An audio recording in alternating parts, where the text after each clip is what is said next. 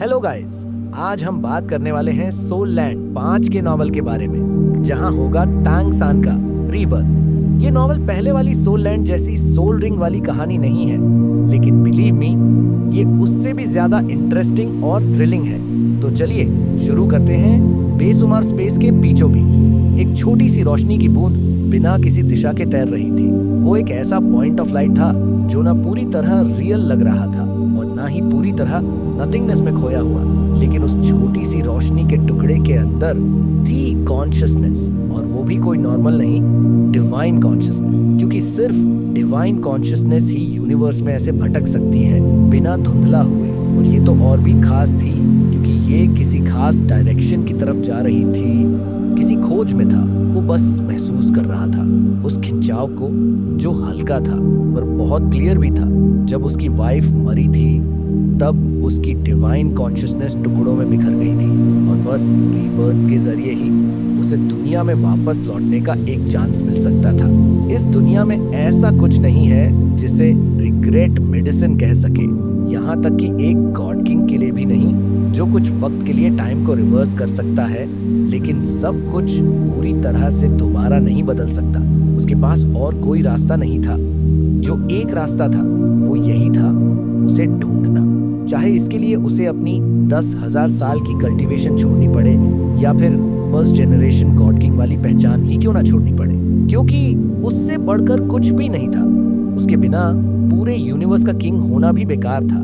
उसके बिना सब कुछ मीनिंगलेस लगने लगा था। उसे सब कुछ साफ साफ याद था, कम से कम जब उसने उसके लिए अपनी जान दी और बस अपनी एक छोटी सी डिवाइन कॉन्शियसनेस बचा कर रखा ताकि वो उसे ढूंढ सके। उसे पूरा यकीन था कि वो उस दुनिया को ढूंढ निकालेगा जहां उसकी वाइफ रीबॉर्न हुई है। उसके माइंड में बार बार वही पुरानी बातें घूमती थी, जब वो पहली बार मिली थी और जब वो हमेशा के लिए चली गई थी। वो सारी मेमोरीज उसके दिल में बहुत गहराई से बसी थी। 10,000 साल गुजर गए थे पर वो कभी धुंधली नहीं हुई। रुको मेरे लिए शाओवू, मैं आ रहा हूँ। अगर रीबर्थ के बाद तुम अपनी पुरानी यादें भूल भी गई हो तो भी मैं तुम्हें ढूंढ ही लूंगा।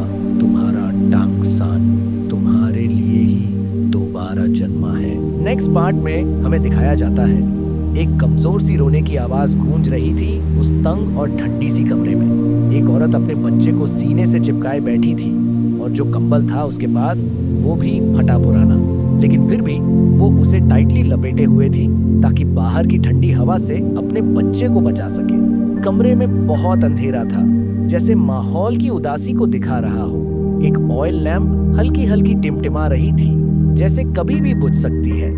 टांग सान फिर से रोने की कोशिश करता है, लेकिन जो भी आवाज निकल रही थी वो बस इतनी ही बेसिक थी। उसे इस दुनिया में आए कुछ दिन ही हुए थे, हाँ बस कुछ ही दिन। अभी उसका जन्म हुए सिर्फ 3 दिन हुए थे, लेकिन उसे अभी से लग रहा था कि कुछ बहुत गड़बड़ है। एक टाइम था जब वो फर्स्ट जनरेशन गॉड किंग था, सब कुछ त्याग दिया था बस अपनी रीइंकार्नेटेड वाइफ को ढूंढने के लिए। आखिरकार जब उसकी डिवाइन कॉन्शियसनेस ऑलमोस्ट खत्म हो रही थी, तभी एक धुंधली सी रिस्पॉन्स मिली और वो इस दुनिया में आ पहुंचा। लेकिन अब चाहे पहले कितना भी स्ट्रॉन्ग क्यों ना रहा हो, रीबर्थ के बाद वो बस एक छोटा सा बच्चा था। सबसे कीमती चीज थी उसकी पास्ट लाइफ की मेमोरीज, और सबसे ज्यादा दुखद ये था कि वो यादें चाहकर भी उसकी कमजोर बॉडी को कुछ हेल्प नहीं कर सकती थी। 3 दिन से उसकी नई माँ का थोड़ा बहुत दूध ही उसका सहारा था। उसे इस दुनिया की भाषा अब तक समझ नहीं आई थी, और वैसे भी वो टाइम लेता है, लेकिन इतना जरूर फील हुआ कि ये दुनिया शायद उससे भी ज्यादा कठोर है जितना उसने सोचा था। अपने पिछले जीवन में वो एक लोहार के घर पैदा हुआ था। उसका बाप एक हिडन पावर हाउस था और खुद उसमें भी जबरदस्त टैलेंट था, लेकिन अब उसकी सबसे बड़ी चिंता ये थी, क्या मैं बच पाऊंगा भी या नहीं। इतनी लंबी कॉस्मिक जर्नी ने उसकी डिवाइन कॉन्शियसनेस को ऑलमोस्ट एग्जॉस्ट कर दिया था। अब बस इतनी ही एनर्जी बची थी कि मेमोरीज टिके रहे।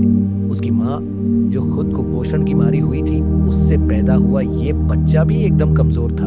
रोने की आवाज भी इतनी हल्की थी जैसे कभी भी सांस रुक सकती है। उसे याद था पिछले जीवन में उसके खुद के बच्चे थे। उसे पता था न्यूबॉर्न बच्चे कैसे रोते हैं, लेकिन ये जो रोना था उसमें भी जान नहीं थी। आवाज थकी हुई सी थी। उसने सोचा भी नहीं था कि रीबर्थ के बाद ऐसी हालत होगी। गॉड किंग होकर अगर जन्म लेते ही मर जाना है तो ऐसी स्टोरी एक चैप्टर भी नहीं टिकेगी। लेकिन इन 3 दिनों में उसने कुछ बातें महसूस की थी और इस दुनिया की कुछ रियलिटी समझी थी।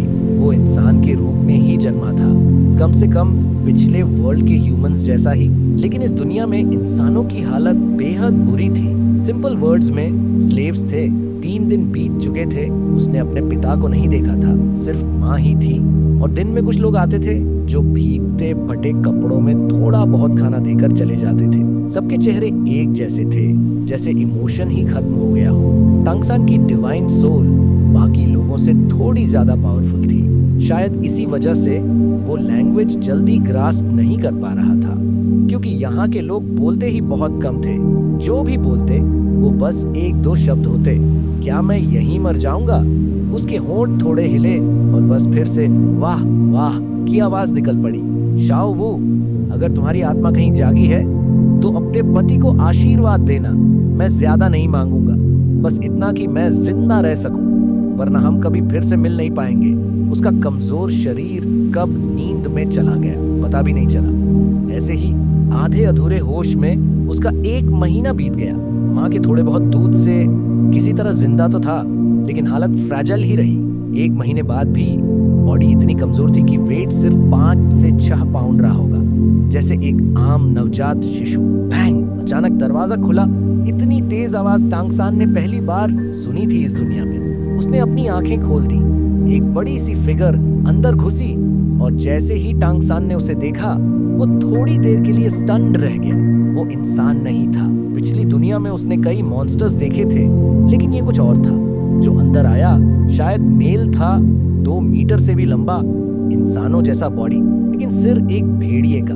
तेज दांत, बॉडी से खून जैसी हल्की गंध। और दरवाजे से जब घुसा तो ऐसा लगा जैसे दरवाजा फट ही जाएगा। 1 महीना हो गया है, अब उसे मुझे दे दो, वुल्फमैन ने उसकी माँ से कहा। माँ ने उसे और जोर से अपने सीने से चिपका लिया और उसकी आंखों से आंसू बहने लगे। टांगसान अब तक इस दुनिया की थोड़ी बहुत भाषा समझने लगा था। इस वक्त उसका दिल किसी अजीब से डर और टेंशन से भर गया था। वो उसे क्यों मांग रहा था? खाने के लिए? प्लीज सपोर्ट करो और नेक्स्ट पार्ट देखने के लिए चैनल को सब्सक्राइब करना मत भूलना।